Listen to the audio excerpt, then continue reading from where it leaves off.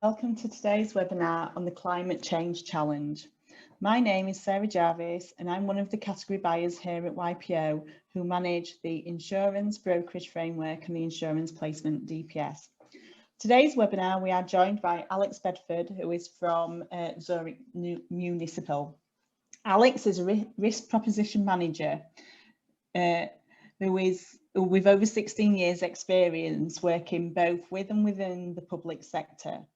Alex's current role involves looking at the key emerging and evolving areas of risk impacting the public sector now and in the future, talking to risk professionals within the sector about the challenges facing their organisations and working within Zurich to ensure our risk proposition enables their customers to understand and manage these risks effectively.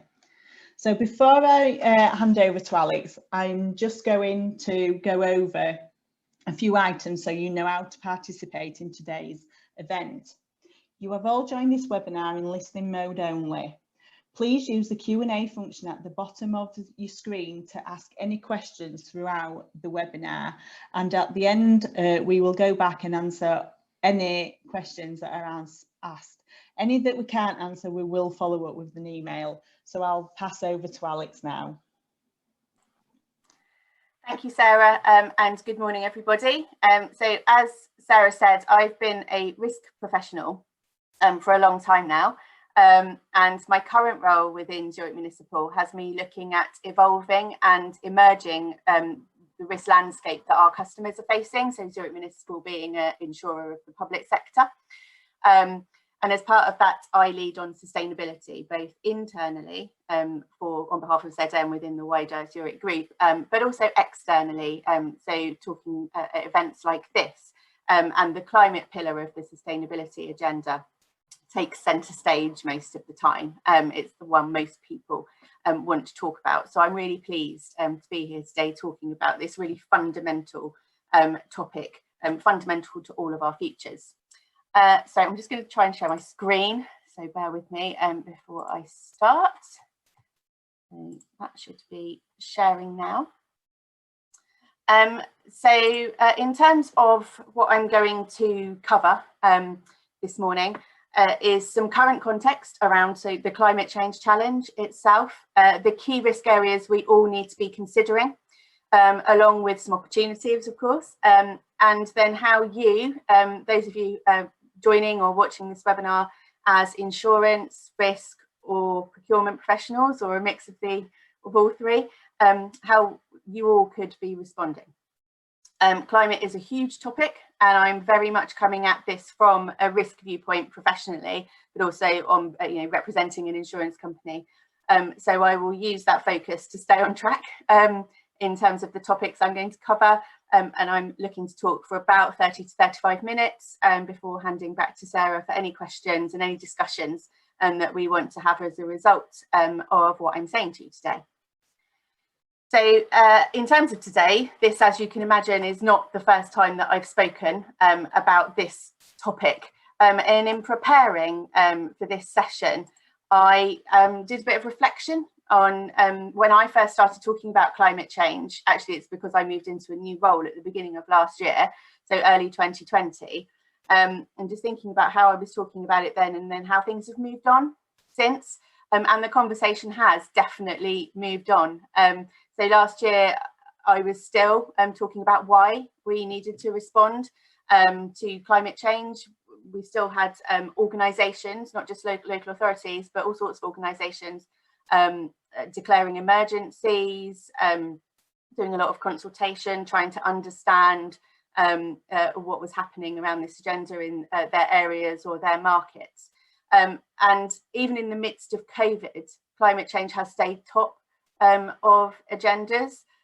People are still talking about it. There has been some progress. Granted, it has been held back a bit by the fact we've all been having to respond to this other global crisis. But the conversation absolutely has moved on to the how. It's moving on into delivery, which is as difficult as the understanding the what in the first place, actually, for a lot of organisations. But ensuring that that delivery is appropriately risk assessed and managed now is critical. Actually, everything to do with climate and sustainability generally looks to the future. It's about how what we're doing now is going to help us respond as these risks risks at the moment start manifesting in different ways. So the role of risk, the role of insurance, the role of procurement is absolutely in the middle of this agenda. So there's little argument now that climate is a risk that needs to be addressed. The problem is that, like a lot of risks, it's often being managed in a silo. Typically, climate sits in the Environment Directorate, perhaps within the role of a sustainability officer or a team. I say typically because there are also some very high profile directors of climate change and sustainability being appointed. But actually the point is that climate response and sustainability needs to be embedded into everything we do in order for us to manage the risks appropriately. It needs to be in planning, housing, public realm, education, workforce planning, etc., etc. Otherwise we risk not identifying the breadth of risks that need to be considered in decisions. And we risk taking decisions in one area that adversely impact on another. So sessions like today, where we're talking about it, are great for me.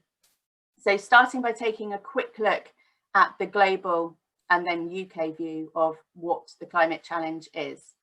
So the challenge in essence is that to limit the most damaging impacts of climate change, we need to reduce greenhouse gas emissions globally and adapt to the current and future changes in the climate. If no significant action is taken to reduce greenhouse gas emissions, scientists nearly unanimously predict that the world will warm by at least 4 degrees Celsius above pre-industrial levels by the end of the century. Climate change affects everything, and the explored consequences of a 4-degree world are devastating. So among the consequences are the inundation of coastal cities, increasing risks for food production, leading to higher malnutrition rates, many dry regions becoming drier and wet regions wetter, unprecedented heat waves in many regions, especially in the tropics, but as we're seeing even in the UK and particularly recently in North America. Increased frequency of high intensity weather events like tropical cyclones, and irreversible loss of biodiversity, including coral reef systems. And the scientific evidence is unequivocal about the fact that humans are the cause of global warming and that major changes are already being observed, and that projected 4-degree warming must simply not be allowed to occur. We've got to act, we've got to cooperate, and international actions can impact on keeping what warming there will be, because there will be warming. That's already, we've already caused the damage that will cause that. But trying to keep that to a minimum we talk about 1.5 degrees or 2 degrees, because the difference between that and the 4 degrees is significant. So it's absolutely worth doing. So that's global. Here in the UK, so there's some stats on the slide about what's happening here in the UK. So the average temperature increased by 0.8 degrees in the period 1961 to 1990 and has continued to increase since then. Every year records around average temperatures are broken. Summer temperatures could be up to 7.4 degrees centigrade hotter by 2050, so not too far away actually. And around 4.5 million homes already overheat, even in cool summers or normal summers. Just thinking about the current situation, if a lot of us are working from home and our homes are overheating, that's something we need to be talking about. And we definitely don't talk about heat enough in the UK. I think there is a bit of a train of thought that actually it will be quite nice if it gets a bit warmer, but it's not just that. Actually, these extremes of heat, if you have summers where we're regularly hitting 40 degrees, that is absolutely not something this country is prepared for.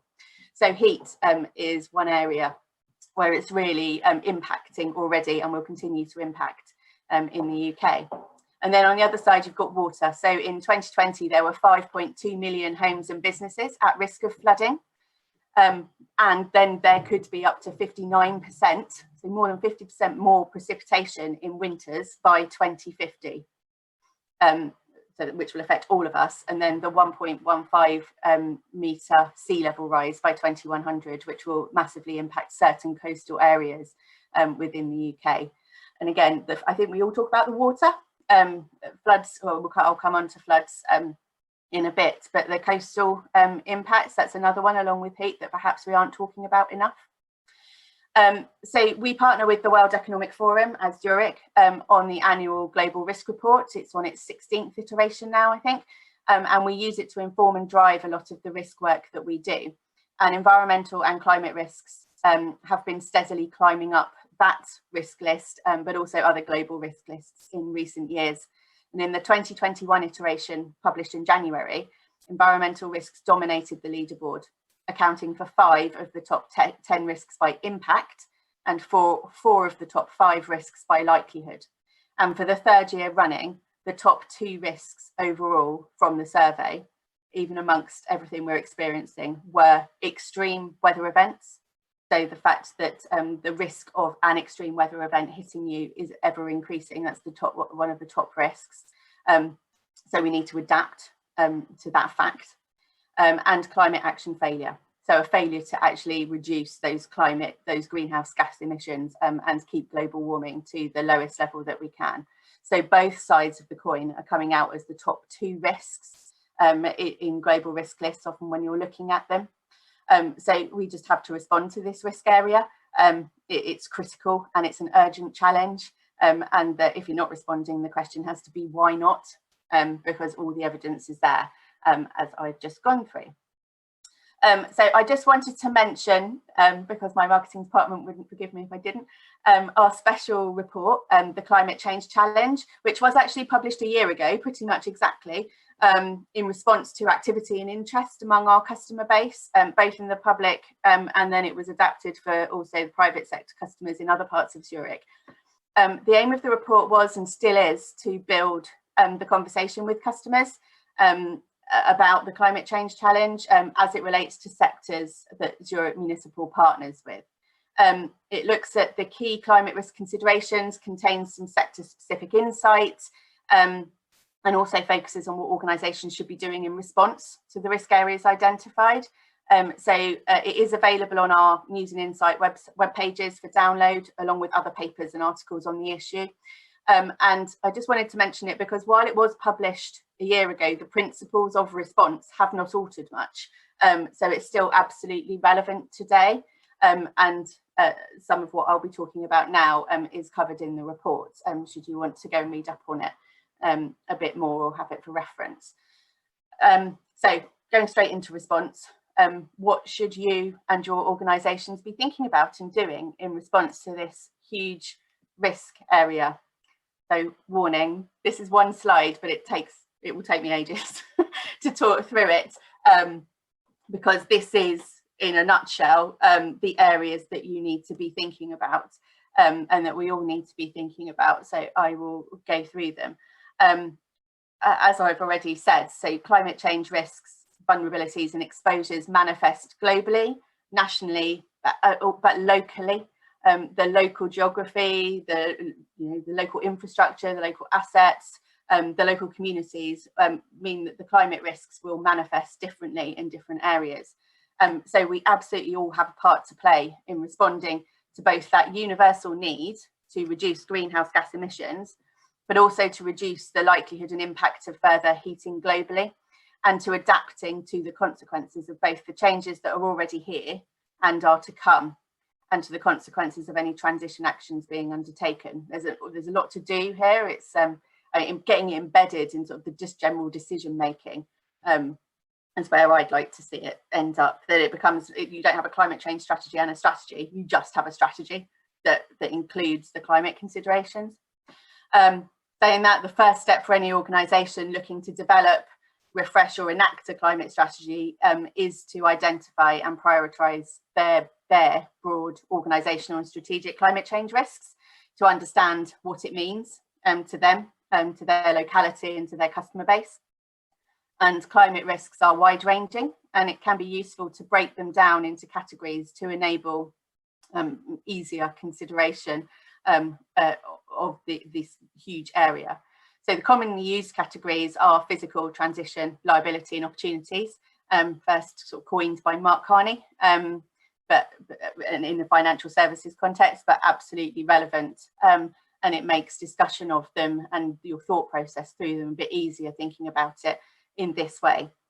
So I'm going to start with physical resilience and probably spend the most time talking about physical resilience because, as I said, from an insurer, we are seeing impacts already. And actually, we insure your property book if you're one of our customers, and actually the resilience of your assets too. What is currently hitting us and what is coming is a really important area to us, and therefore to anyone who buys insurance, because it will impact. It will impact on pricing, on appetite, etc. So we need to have a very strong conversation about this physical risk and resilience area. So what we're talking about here is the mitigation of and adaptation to the physical consequences of climate change. So the short to medium term risks arising from the increased weather-related events that I've already referenced, and the slower onset climatic changes from ever more warming. And adapting to the physical consequences of climate change is a responsibility for all organisations, because you will all be affected. Tangible implications of climate change in this area include flooding, extreme weather, so storms, cyclones, those kinds of things, coastal erosion, wildfires, drought, subsequent damage to the environment and biodiversity. And all of those things are felt locally in communities.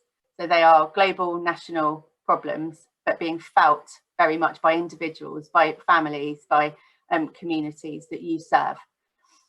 So when doing a physical risk analysis, you should think about both current and future risk, really importantly, and ensure that your resilience measures can respond both now, but also that they're responding in the future. Climate risk is getting worse.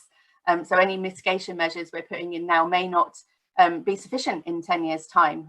So trying to build in that future-proofing, that resilience, is an important thing for organisations to be thinking about.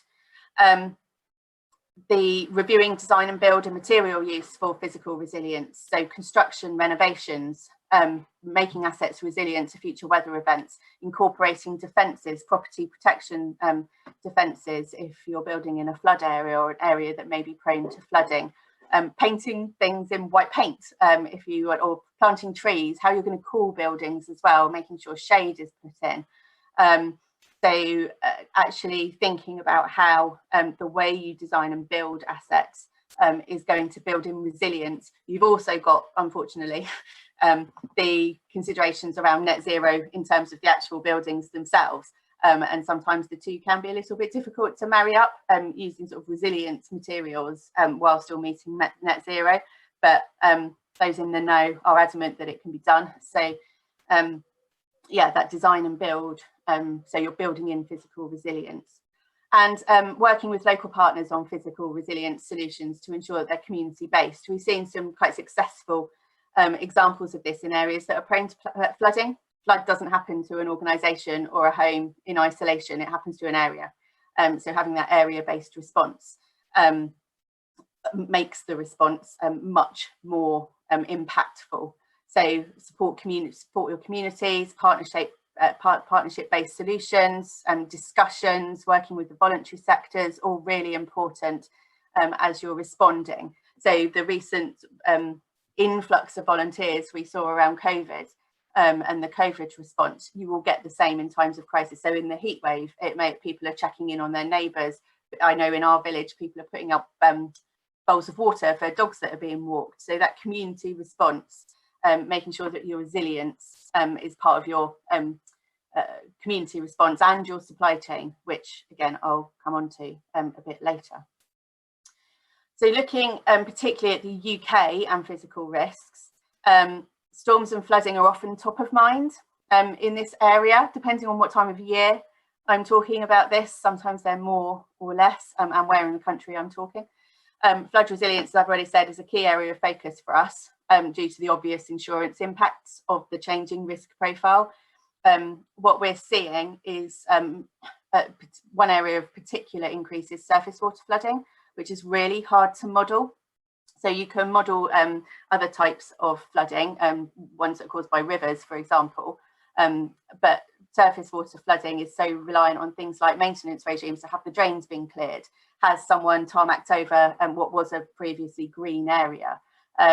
It's hard to model, and what we are seeing in terms of that more rainfall, it's not more rainy days, it's that when they come it's much heavier rain. You get a lot, you're always hearing you get a month's rain in one day, that kind of thing. And our infrastructure is often just not built to respond to that. It's not getting rid of the water quickly enough.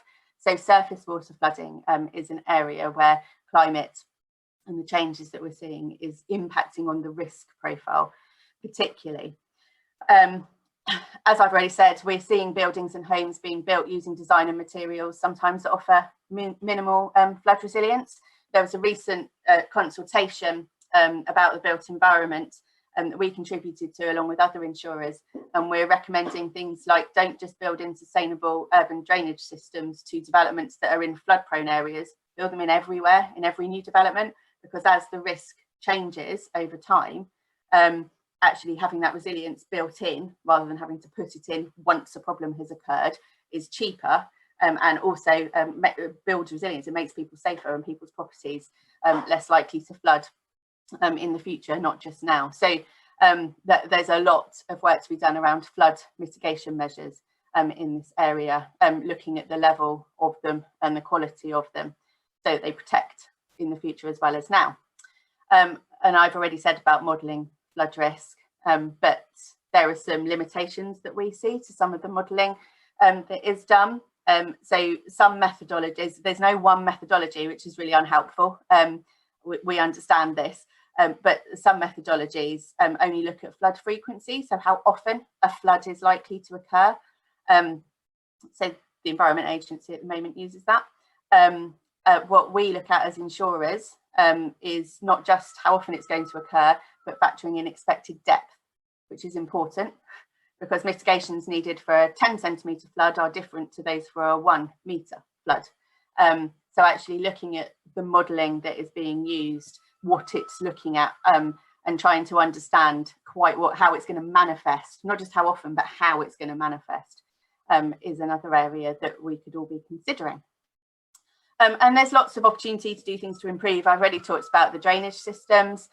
We can do property level improvements. I know that already lots of organisations, when they're fitting out properties or refitting, are doing putting the electrical sockets up higher, not putting plant in basements, that kind of thing.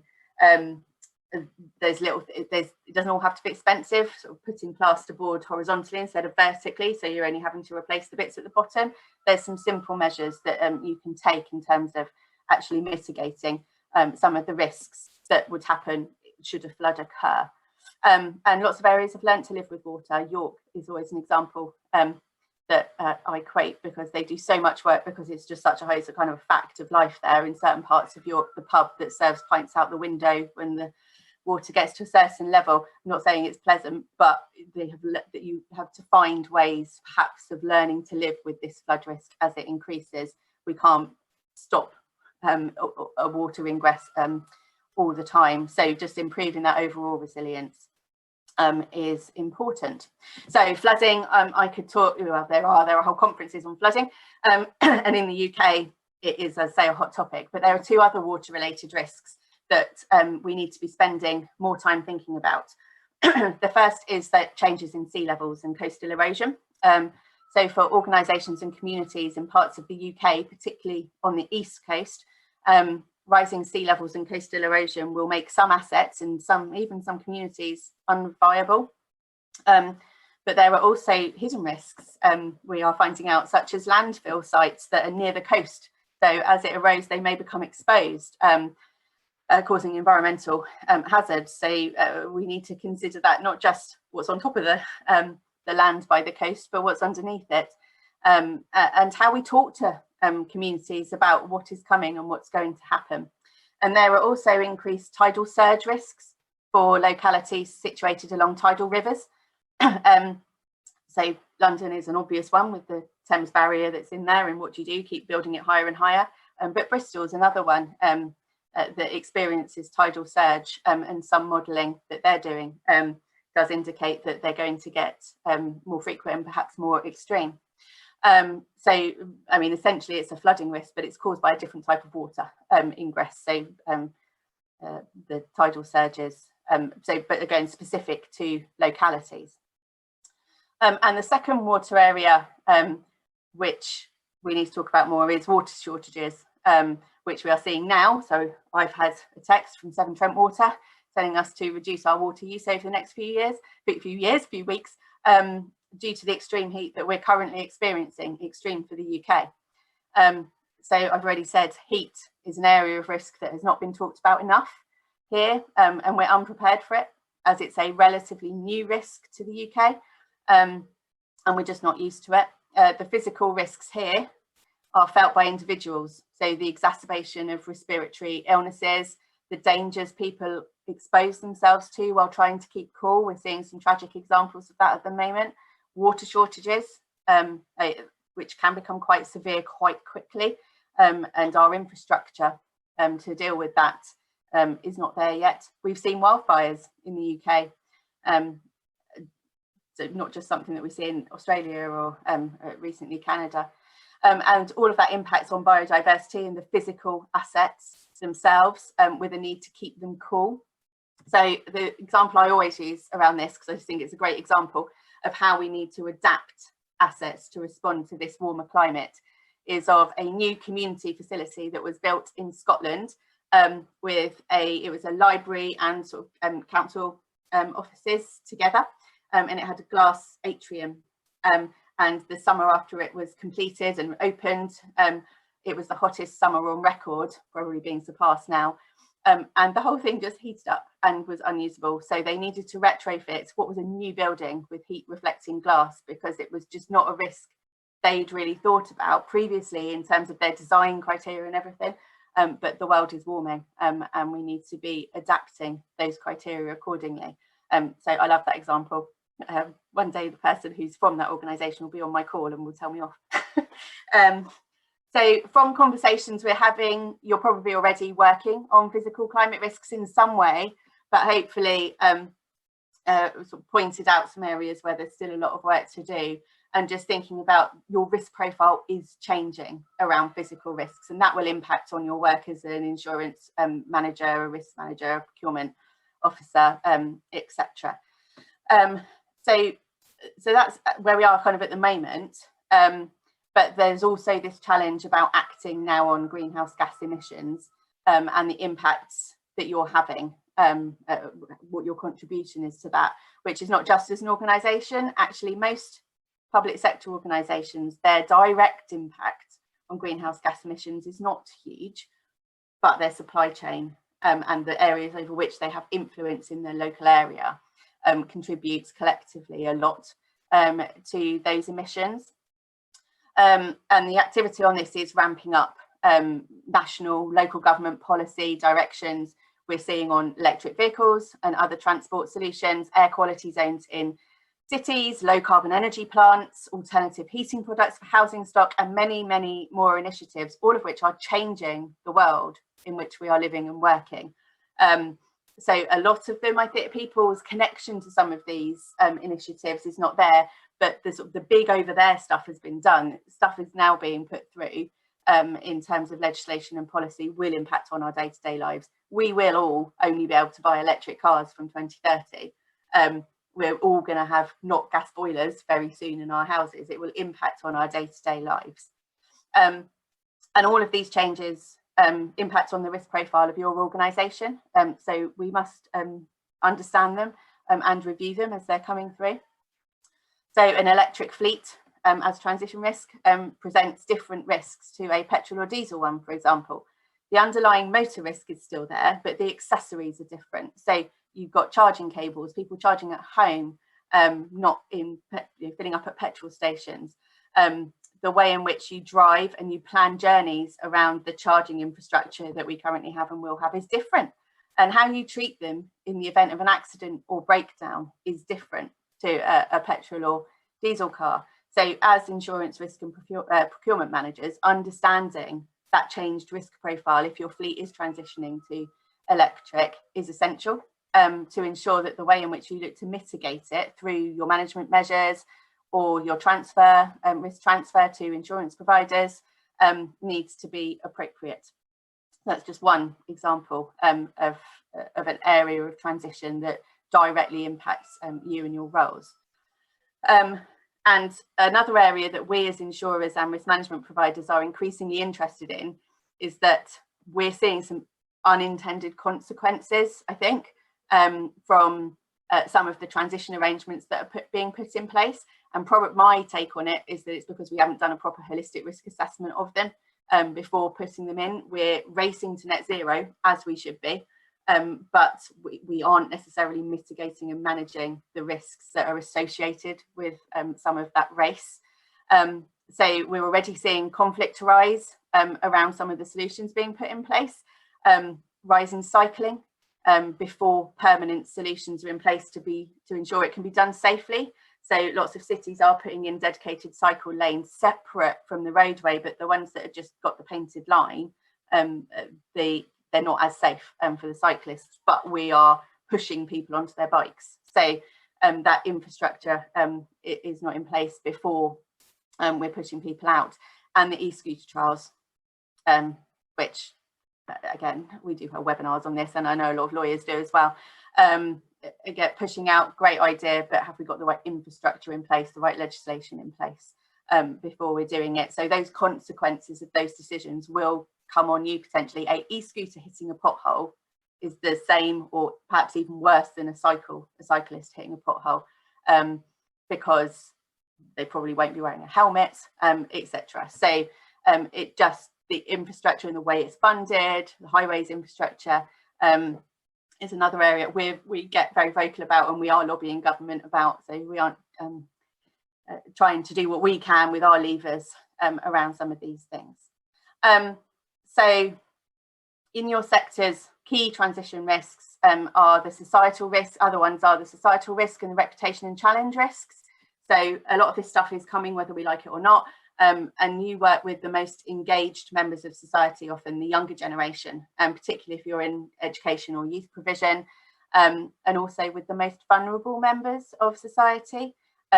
So through both those groups, having that role in changing attitudes and skills to enable us to implement the transitional policies necessary to make a difference and to educate people to be able to use and access the new products and services they will entail is an area of transition that not everyone is having to deal with, but you are. The way we talk about it, you can build all the carbon neutral homes you want, but if people don't want to buy them, or if your tenants, in the case of social housing, if those people who live in them can't engage with the different ways of doing things, then the benefits won't be realised. We have examples where housing estates have been fitted with heat pumps, the tenants just couldn't get on with them and they all got taken out. I mean, there's going to come a point very quickly where you're not going to be able to do that. So that learning from that and that community engagement before you start putting the solutions in is really important. So the final point on transition risks is that they are by nature very dynamic.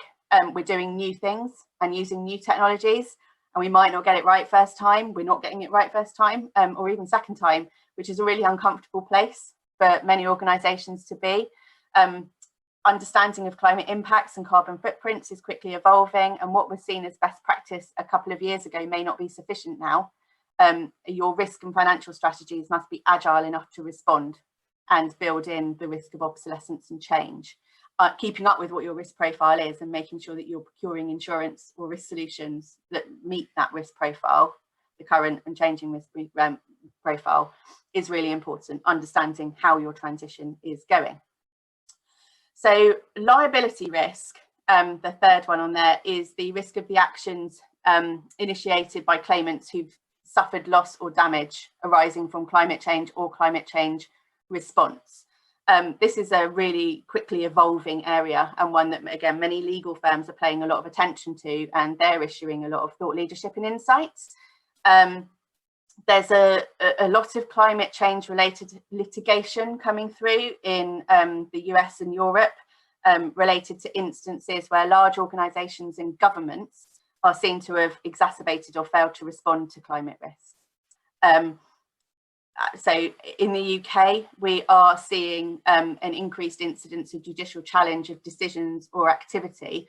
We haven't seen quite, so I think it was in the Netherlands where the government was forced to change the speed limit to reduce air pollution by a court decision.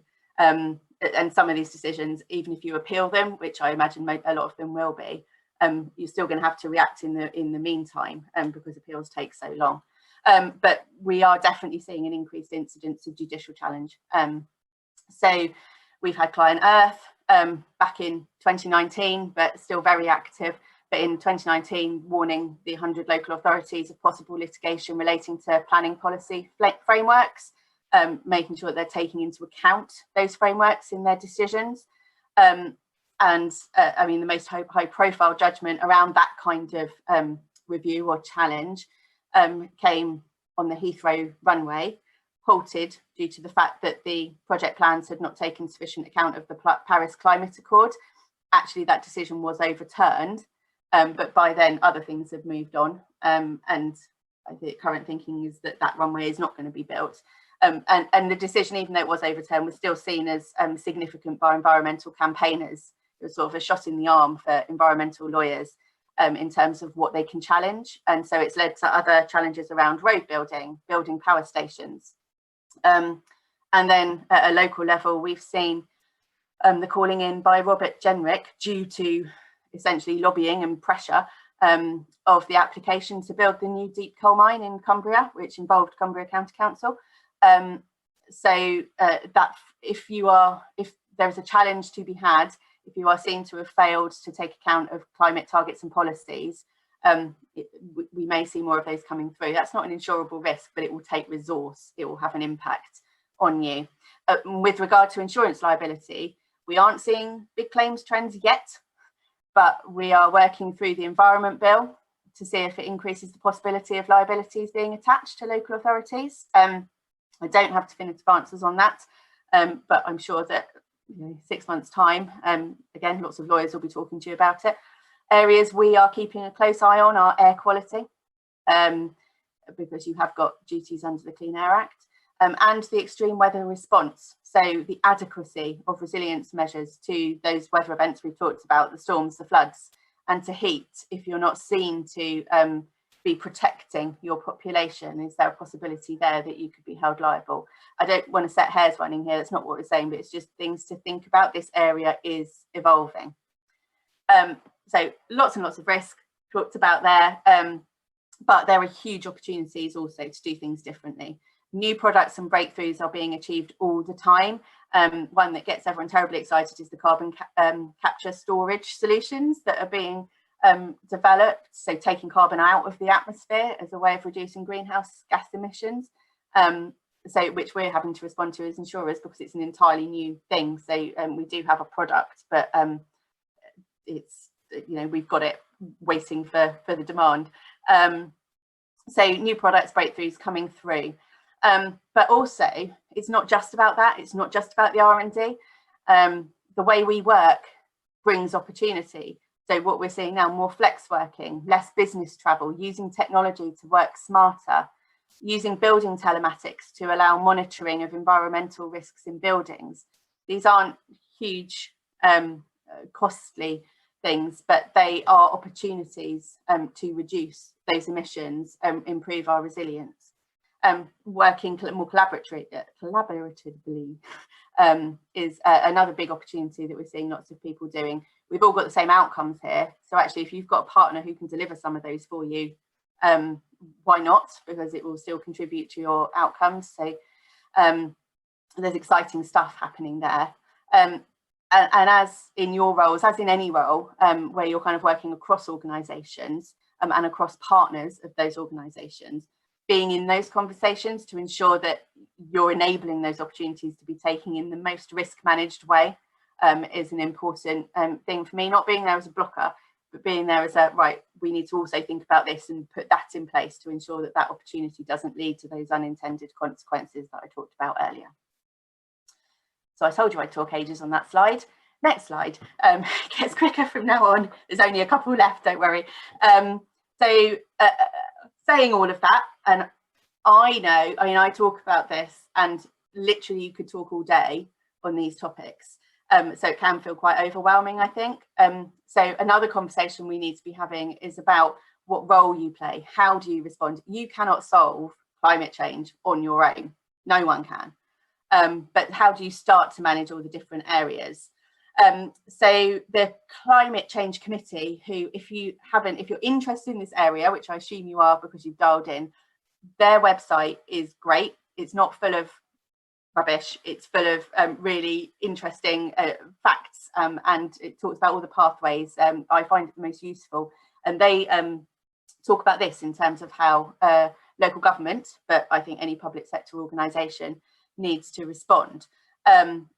So you've got direct control there at the bottom over your buildings, operations and travel. So there is a whole host of stuff that you can directly control. Second, which to be honest is the easy bit. So us as Zurich, we've done an awful lot on our internal operations. That's the bit that we can just make the decision and get on and do. So direct control is where you start to get your own house in order before you go out.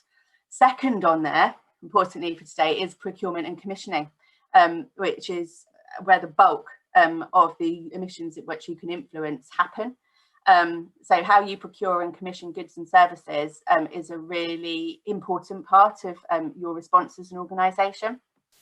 Then the others, you've got the place shaping, showcasing, convening, communicating, essentially going out within your local area through your supply chains with any partners you get hold of, your communities, to show them what can be possible through the stuff that you have direct control over, showcasing through that, place shaping, that communicating and engaging I've already talked about. But that direct control and procurement and commissioning, I'm going to say they're the easy bits. They're not easy, but they're the bits that we can just get on and do now, whilst also using our influencing and negotiating skills across the other areas that we work in. Which takes me on to a bit of a checklist of what the risk management across the whole organisation could or should encompass. So all organisations should have a strategic plan on this. That's just a given these days. And if you haven't, so I don't know if you've seen, but so in central government, contracts over £5 million, if you haven't got a carbon reduction plan, you're automatically excluded going forward. So we don't work with central government, we work with local government, but it just shows the direction of travel about this. You have to have a strategic plan to even be in the conversation around a lot of things now. So in terms of the areas on here, I'm not going to talk through all of them. I've kind of grouped them according to the sorts of roles that I think people listening to this webinar will be interested in. So there are 10 areas there. As a risk or insurance manager, there's 4 that I think are key to you. So understanding your exposure and impact as an organisation, as a partner and as a leader in a community. You might have a climate change director or a sustainability manager looking at this, but as a risk person, you need to be involved in the conversation because you need to understand that exposure to help manage it, to make sure it's looking to the future, not just currently. So that first thing, understanding your exposure so that you can manage it. So that includes asset and infrastructure updates, which are on there. So making sure, again, you know what's coming. Are you building a solar farm, for example? Are you putting in district heating schemes? Knowing what's coming, retrofitting, etc. Because all of this leads to a changing risk profile, which matters to both the way in which you manage risk internally, but as I've said, all the way through how you then procure your insurance to respond to that changing risk profile. If you don't understand your asset and infrastructure updates, you may not be getting the right insurance, right levels, at the right claim structure for that changing risk profile. So the risk transfer options available to you then is the last bit on that. And then as a procurement professional, particularly if we've got any of those on, a framework to talk to other organisations, being clear on your own climate objectives and strategies and talking to those organisations who you are procuring and working with about how they can help and support you in the delivery of those. Sustainable procurement and sustainable sourcing is a big developing area. Everyone's talking about it. And regimes are increasingly looking at carbon impacts. The recent national, it's on the next slide actually, but the public procurement statement, National Public Procurement Statement, says about contracting authorities taking account of climate and waste in their procurement. So the regimes are kind of catching up with what needs to be done. That part about supply chain is absolutely critical, we think, because understanding your full supply chain and the impacts it has is an area where you can make a real difference. If you then go to that supply chain, we're having to go to our big emitting customers and really work with them on what they're going to do about reducing it, because it impacts on our carbon footprint. Your supply chain and the carbon footprint they have contributes to your overall one. There's different tiers. So really important. And rejecting unsustainable behaviour. Working with suppliers to improve or transition, or if they're just not prepared to look at this as an area, withdrawing from arrangements, because actually they're going to be putting you in negative in terms of carbon impact if they're not working with you. So final slide, I just pulled out in terms of procurement, because the YPO webinar, it's a hot topic, as I've just covered. So SIPs already identify about how important it is in terms of it can make a real difference. And the National Procurement Policy Statement, got it wrong on the last one, talks about the tackling climate change and reducing waste there. And what we've seen in this area is some fabulous schemes, really brilliant schemes in the construction world in response to this kind of consideration, but it's less common in contracts for services. So as an insurer, we would love the opportunity to respond to these kind of criteria and it will challenge us to really think about our contribution and how we align it to your objectives. So we'd be quite happy for insurance contracts to be tangibly contributing to this area. So just to finish off, I think all of us, whether we're risk insurance, procurement professionals, or just generally good citizens of the world, we all have an opportunity to influence this. So understanding what is going on, thinking about where you can make a difference, doing something different. We all have that opportunity as individuals. So I really hope, having listened to this, you're sort of inspired to go away and do something, however small. It all matters to start moving this agenda forward. So thank you so much for listening. I will hand back to Sarah now. I will attempt to stop sharing.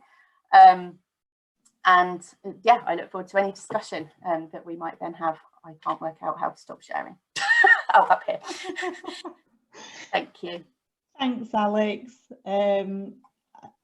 I mean, for me, I thought that were really, really interesting, and I've already started with my little bit where I got my first electric car this year, and it's again, it's learning, and because we've all been in lockdown, I haven't actually gone on the long journey yet, which I need to do very soon, but it's making sure that we're going to be doing it different. So I'm starting and it's like, oh yeah, that's fine. So there was loads of things there that people can take away. And like you say, it doesn't have to be big. You can, there is some small things. I thought the good thing was regarding the plasterboards. It's something so simple that you probably just don't even think about. So yeah, it's interesting. The electric car one is an interesting one, just wider sustainability. And about the behaviour change. It's such a good example of just what's going to be necessary here. Because, so for example, so I've got an electric car too, fully electric, and it's got a range of about 260 miles. Talking to colleagues, so a lot of our colleagues do a lot of business miles. That's not sufficient. I need to be able to do 400 miles in one go because that's my home to office, like because we've got our office in Farnborough. But actually, you should never be driving that far without a brake anyway. No. So it actually, having an electric car 260 miles forces you to have a proper brake, because there are fast charging service in service stations, to have a proper 20-minute, half-hour break, which is what you should be doing anyway, but we all know that a lot of people don't. So so it means you've got to add an extra half hour to your journey, but actually you should be anyway. So there that change of mindset around how we have to engage with the changes that are going to come, is kind of demonstrated there. So it brings all sorts of benefits, as risk insurance professionals, that's a good thing, because from a health and safety point of view, that's a win. So there's obviously risks, but that opportunity to in other areas is important to pull out. And the plasterboard, brilliant example of that. Has anybody got any questions? We haven't got any at the minute, and if you haven't, it doesn't matter. What I will be doing is once this webinar is over, I just need my marketing department to convert it, and then I will be sending an email out to anybody, to everybody that's joined. If anybody thinks of anything later, just drop me a line, and then I'll get in contact with Alex, and then we will come back to you. That's not a problem whatsoever. I think from our point of view, it's this awareness raising, just getting people to think a bit differently, and also certainly it's interesting, we're undertaking some research at the moment for another publication we're doing about what's driving change and what people are thinking about in the public sector, and climate doesn't come very high, probably because of where we are in the cycle around COVID, but when you hear, hopefully, everything today, that the changes that are coming, they're societal changes, and they can feel a bit up here, they're happening over there and they're not impacting, but they absolutely will. If you've got solar panels going on roofs, it changes your risk profile. Your insurers need to know about it, and we can help you manage, because there's risk attached. You're adding another electrical installation onto a building. Electricity is a fire risk. So there's all sorts of some small things, but none of it is insurmountable. That's the other thing. But if you don't tell us and a problem happens, that's when it becomes more difficult. Or if we've had examples of things like battery storage going on council-owned properties, where these sort of the switch is on the main casing, but if the thing catches fire, how are you supposed to get to the main switch? So some of these new technologies and the new solutions, just understanding what's good, what's not so great, what the risk considerations are, another area that we're doing a lot on, and really happy to talk to people about, because we're learning. I have all sorts of conversations with our underwriting teams about lack of data around certain risks, but because they're new, you can't magic the data. We need to look at these things, insure them, and learn together to make sure that then the risks are managed and we get all these opportunities that we really need. Yeah, and it's about working together, isn't it, with the customers? And yes.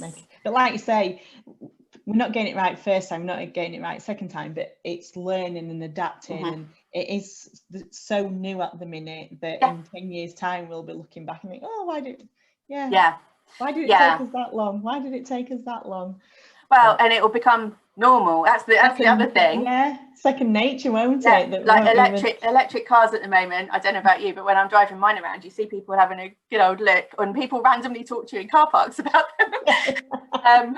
Oh, what's it like? But as I say, by 2030, if you want to buy a new car, you're going to have no choice. So, which is really not far. The speed is. Yeah, and all the adverts on the TV at the minute are all for the electric cars. Yeah, that is what is. I haven't seen any for the diesel or petrol. No.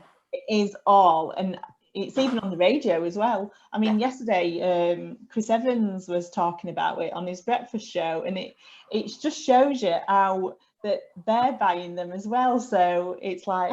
It's like 1 in 3 cars that have been bought at the minute, one is electric. Yeah, it's interesting. Again, what we're seeing is fleet, because of the government, and again, it's about levers and what's in your direct control, but the government tax levers around cars have been skewed, particularly in the fleet world, so corporate fleets, to electric. It makes no sense to buy anything other than an electric car, really. Hybrids, even hybrids, are becoming less financially viable under a corporate scheme. So we're seeing an awful lot of fleets converting much more quickly than individuals. But as I said, it's coming. It will come. They're quite expensive, but you've got at the moment. But that critical mass is coming, as you say. Every car manufacturer, you've got Jaguar. I don't know, we can't all get a Jaguar, but 2025 they're going to stop producing petrol and diesel. The momentum is there around that, and then there's all the others, as I say, the way we heat our homes, the energy that we use, where it comes from. It's all coming at us. We have just had a question in though, Alex. Can you see that question? Yeah. Yeah.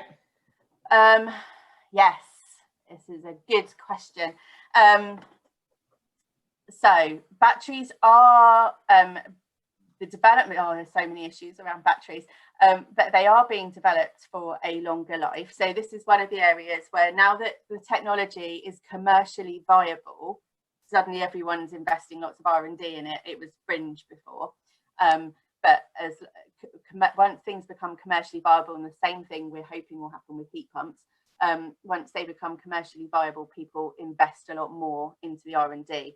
So the batteries are becoming smaller, longer life, longer range, because yes, one of the bits in the supply chain around electric vehicles is what do we do with all these batteries that are going to be left when they start becoming obsolete. And to be honest, the solution isn't there yet, but it's being worked on. I've heard, so we all just keep them, we use them to store the extra solar from all the panels we're all going to have on our houses. That makes me nervous as someone who works for an insurer. But their solutions are being looked at, and then there's got to be, as actually that reduction in consumption, which I haven't talked about today, but is another big area, that circular economy, recycling these parts because they're really expensive and they're scarce. So finding a way to recycle them or reuse them has got to be part of that picture. So it's a good question. I don't have the answer. Or just to say people are looking at it.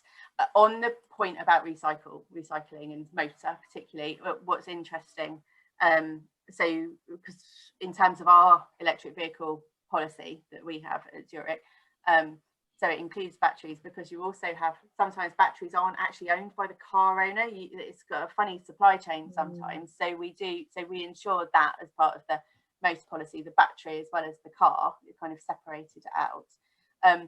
And then in our own supply chain around claims, so where we're repairing vehicles, we are looking at, and we're, I think, imminently launching something around using recycled parts instead of brand new ones. Problem is, what does a consumer say if you say, oh, we're putting a recycled part in? People like it in principle, but then they're, oh, hold on, I want something new. So there's a whole societal readiness conversation to be had as well. So the whole area is fascinating and evolving so quickly. That's the thing. So that question, hopefully in a year's time, I'd have a much better response to it.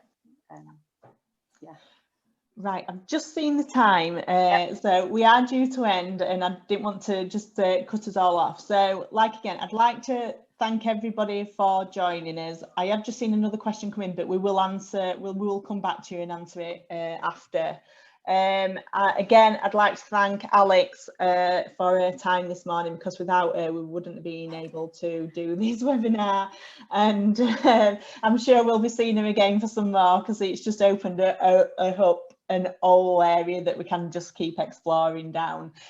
So yeah, thank you for joining everybody. Have a good day, and we hope to see you all soon. Take care. Bye. Thank you. Bye.